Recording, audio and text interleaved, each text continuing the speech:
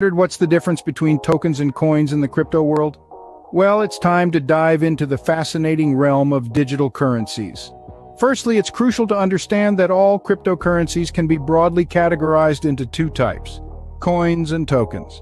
Both have their unique characteristics and uses, but they're not the same. Imagine stepping into a vast digital supermarket. Coins in this context are like the fiat currency you would use to purchase items. They're independent, have their own blockchain, and function as money. The most famous example, of course, is Bitcoin, followed closely by others like Ethereum and Litecoin. These are all coins, digital currencies that operate on their own separate ledgers.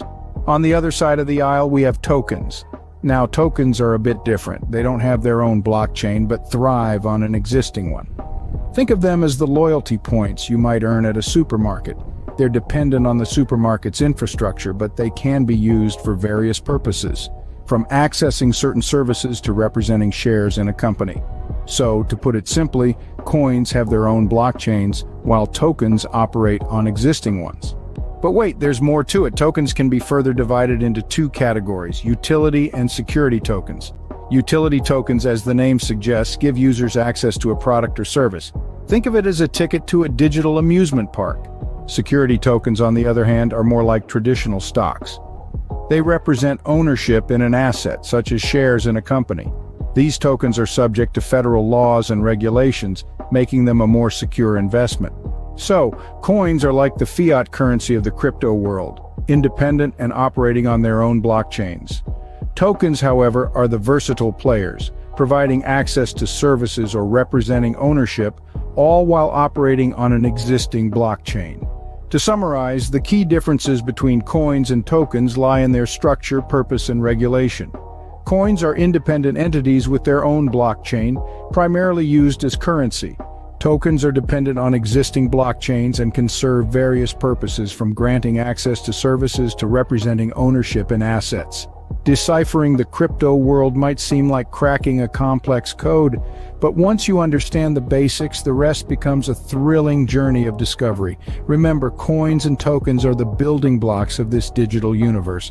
Understanding their differences is the first step to navigate this exciting realm. So here's to your crypto journey. May it be filled with insightful discoveries and remarkable success. Until next time, happy investing. This was not financial advice.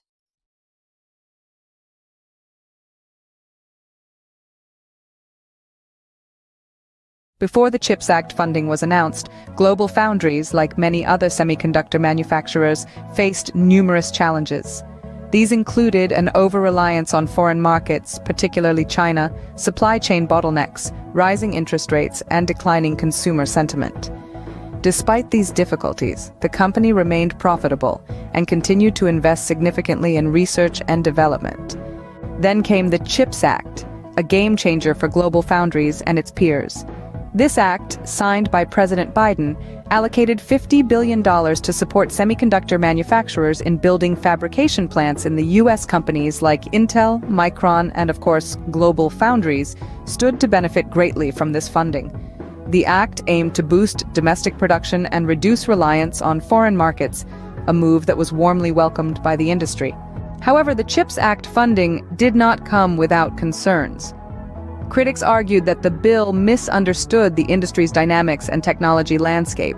They suggested that government intervention should be strategic and not lead the industry's direction, as the private sector already possessed deep expertise.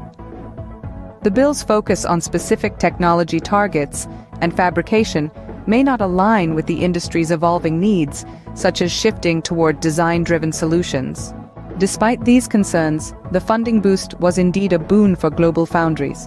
It helped mitigate the challenges they faced, providing them with the resources to scale up their operations and invest in cutting-edge technology. The funding also reassured investors who saw the potential for growth and increased competitiveness against foreign markets. To summarize, the CHIPS Act funding has had a significant impact on GlobalFoundries and its investors. Before the funding, the company faced several challenges, but it remained profitable and continued to invest in R&D. The funding has provided GlobalFoundries with the resources to overcome these challenges and scale its operations. However, it also raised questions about the government's role in the industry and whether the funding aligns with the industry's evolving needs. Despite these concerns, the funding boost has reassured investors and pointed towards a future of growth and increased competitiveness for GlobalFoundries. So the next time you hear about GlobalFoundries, remember the significant role this funding plays in shaping the future of the semiconductor industry on American soil. This was not financial advice. Until the next video, happy investing. This was not financial advice.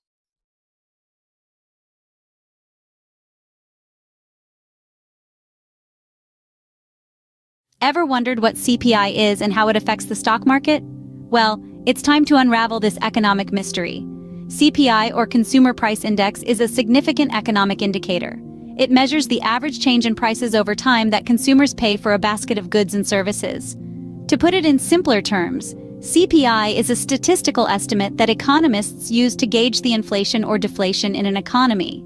Now, you might be wondering, how does one calculate the CPI? It's a process that involves several steps. Firstly, a sample of goods and services is selected, representing the purchases of a typical urban household. This basket may include everyday items like food, clothing, transportation, and even medical care. Then, the prices of these items are tracked over time. The change in these prices gives us the CPI. Looking at the CPI gives us a peek into the economic health of a country. When the CPI is high, it means that prices are increasing, indicating inflation. Conversely, a low CPI signifies deflation, which means prices are dropping. So, how does CPI tie into the stock market? The relationship between these two might surprise you.